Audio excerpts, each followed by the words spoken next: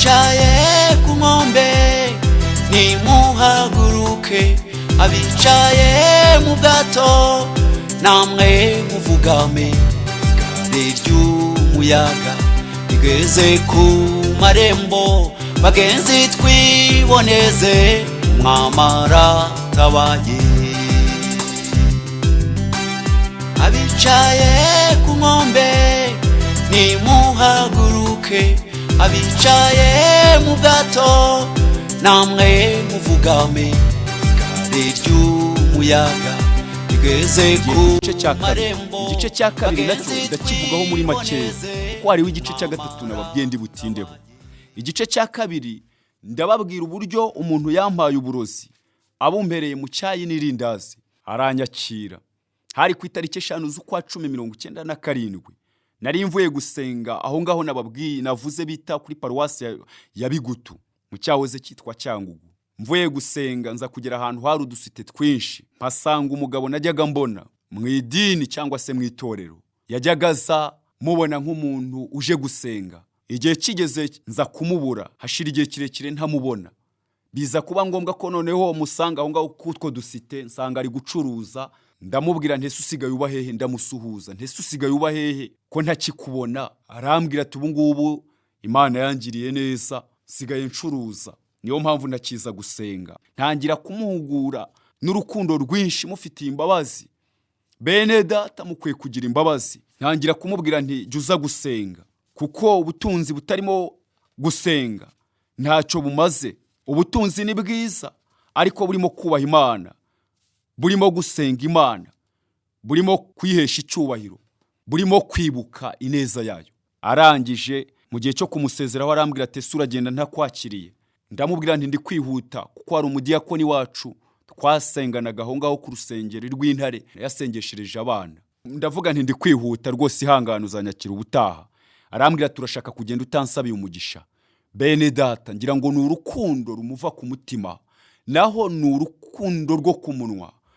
Amagambo muri ibi abantu bagwisha Imana yo ku munwa, Imana y'amagambo, Imana yo mu bitabo, ariko ndashaka kuvuga Imana ikwiye kugira ubuturo bwo mu mitima, kuko ari cyo gikwiriye abantu.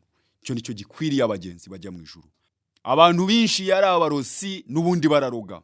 Idini yawe, itorero yawe, oya sicyo nshaka kuvuga. Ndashaka kuvuga Imana ikwiye kubona ubuturo bwo mu mitima, Imana ikwiye guhindura amagambo yawe, Imana ikwiye kuguhindura mu bikorwa, Imana ikwiye kuguhindura mu bitekerezo, Imana ikwiye kuguhindura mu mikorere yawe, Imana ikwiye kuguhindura mu migenzereze yawe, Imana ikwiye kuguhindura mu ngeso zawe. Niyo nshaka kuvuga. Noneho arambwira ngo wigenda ntakwakiriye. Numvishe yagumye kundusha cyane. Ndamubwira nti noneho nyakira nta kibazo, kugira ngo adasigara babaye. Naho agiye kunyakira mbona ampereje igikombe cy'icyayi. Ndabanza ndasenga, ndavuga nti iki cyayi ucyeze ugitunganye ugihumanure. Maze gusenga icyayi ntangira kukinywa. Ngiye kukirangiza, ngiye kubona mbona za nyirindazi rimwe ku isahani. Ndamubwira nti Yesu aguha umugisha ku byo uri kunkorera byose. Naho rya rindazi riza riroze, ndisatuye mbona imbere riranduye, ariko sinabitekereza. Namubonaga nk'umuntu w'umwizerwa. Muri Matayo 7:20-21 haravuga ngo si bose abavuga mwami mwami, burya tujya tubamenyera ku mbuto zabo. Si bose abavuga mwami mwami bazajya mu ijuru, kiretse abakora ibyo Data wo mu ijuru ashima, abagendana n'ubushake bw'Imana. Naho abavuga mwami ni benshi, abavuga Imana ni benshi, abavuga Yesu ni benshi, ariko batarigeze bahinduka mu mitima yabo. Ariko igikwiriye nuko wamuvuga akuri mu mutima. Ndangije ndya ryarindazi, ubundi ndangije musabira imigisha y'ibyo ampaye ndataha. Mu gihe cy'amezi 2 inyama zo mu nda n'uruti rw'umugongo ruba rumaze kubora. Yo nanywaga amazi, byabaga ngombwa ko yenda kunyura mu ruti rw'umugusohokera mu ruti rw'umugongo rwaraboze. Yo naryaga ibyo kurya byaramanukaga bikambabaza, bikamanuka bishishimura uruti rw'umugongo n'inyama zo mu nda, nkumva ndatonekaye. Wa muntu amaze kubona ndembye araza abwira mama ngo ni mumujyane kwa muganga, ni malaria yarwaye. Mubanze mugerageze mumuvuze malaria, mumuteze ishinge, kuko yarazi ko nibantera ishinge nagombaga guhita mfa. simba ndi kuvuga ibi ngibi uri muteze amatwi. Biba ngombwa noneho banjyana kwa muganga, aho bita ku Kamonyi, ni ishami ryaho bita ku Ikibogora. Ni ibitaro bikomeye cyane. Muganga arapima, yandika ngo ni negatifu. Bahamagara undi arapima, nawe yandika nk'ibyo uwa mbere yanditse ngo ni negatifu. Noneho bigezeho bahamagara dogiteri, nawe araza arapima, yandika ngo ni negatifu. Aranyirukana, aravuga ngo mujyane umuntu wanyu azagwe mu rugo. Abanjyanye bahava bababajwe nuko atanteye urushinge, bababajwe nuko nta n'ikintu nampaye. Ariko Imana yashakaga kuzigaragaza ko kugira ngo mu gihe nk'iki nzabe ndi kuvuga ibiteze amatwi wumva. Mu gihe gitoya Imana iza guhagurutsa umuntu witwa Nsengiyumva Samusoni, ava mu cyahoze cyitwa komine Gafunzo mbere, aza mu cyahoze cyitwa komine Karengera, mu minsi ishize cyitwaga Akarere ka Bukunzi. Rwari urugendo rurerure rw'amasaha 2. Imana ngo yaramaze kwambara agiye mu bukwe.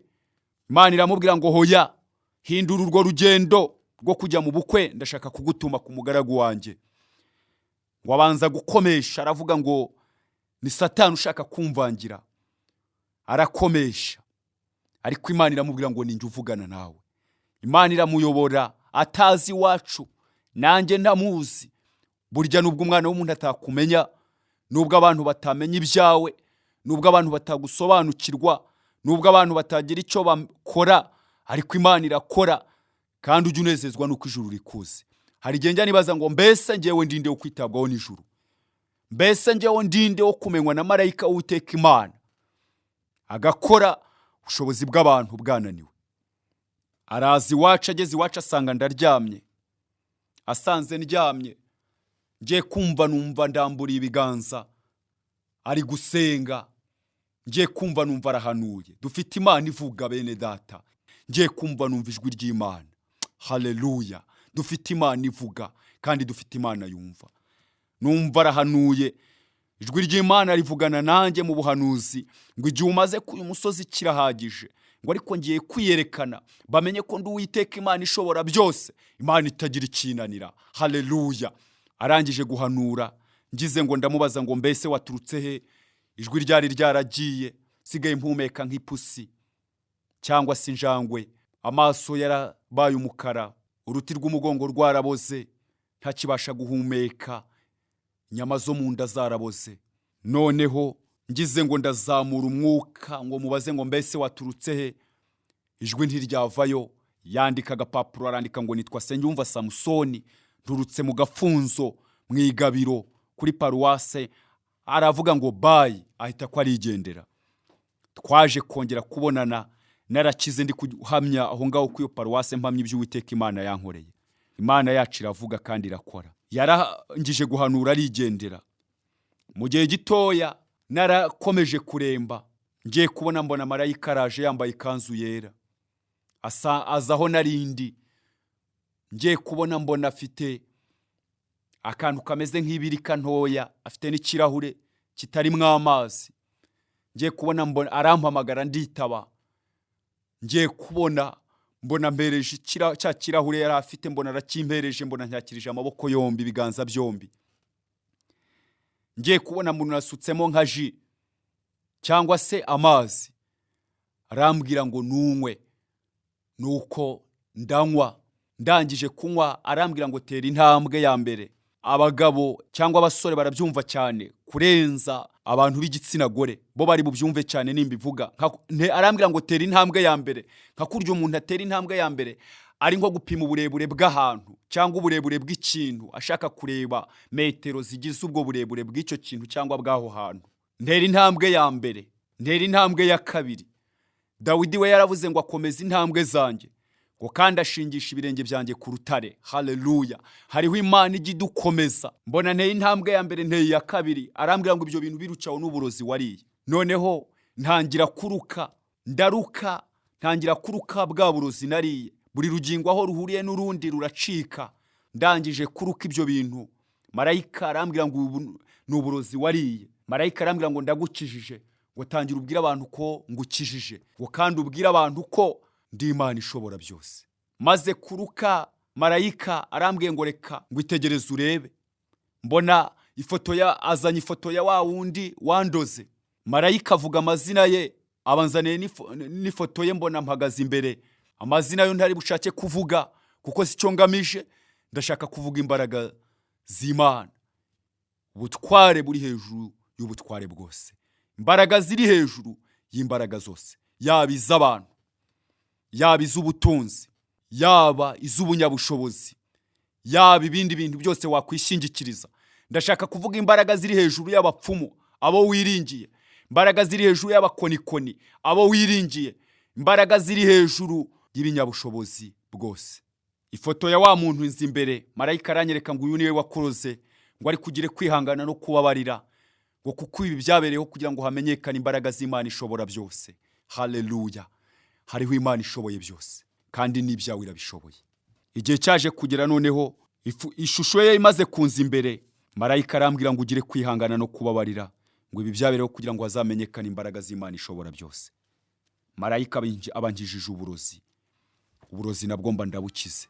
Ndashima Imana kuko Imana yangiriye neza, ubu ndi muzima kandi nagize kumubabarira rwose. Nawe ugire kubabarira. Babarira uwakugiriye nabi, babarira umwanzi wawe, kuko aho ngaho niho Imana ishaka ko tunyura mu nzira ijya mu ijuru.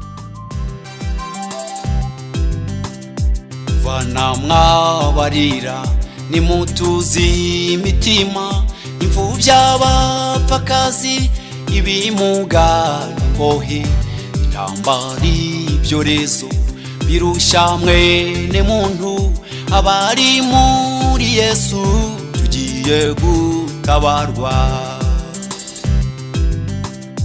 Vana mwabarira nimutuzi imitima, imfubyi abapfakazi, ibimuga n'imbohe, intambara ibyorezo birusha mwene muntu. Abari muri Yesu tugiye gutabarwa.